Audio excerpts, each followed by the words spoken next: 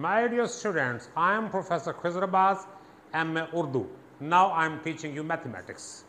It's strange for you, but I am telling you a formula of algebra, which is a plus b whole square.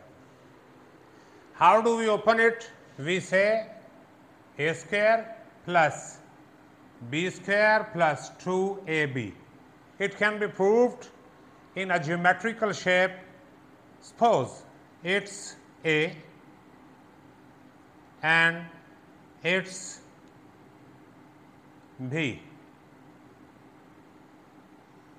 It's a, it's b. A square, b square. Now, what is square means? A multiplied by a, b square means b multiplied by b. Now, each of its side is a and each of its side is b. Now, we say it's whole square. We join in this way and it means a, b.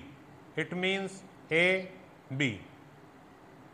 A, b, a, b. It means a square plus b square plus ab plus ab.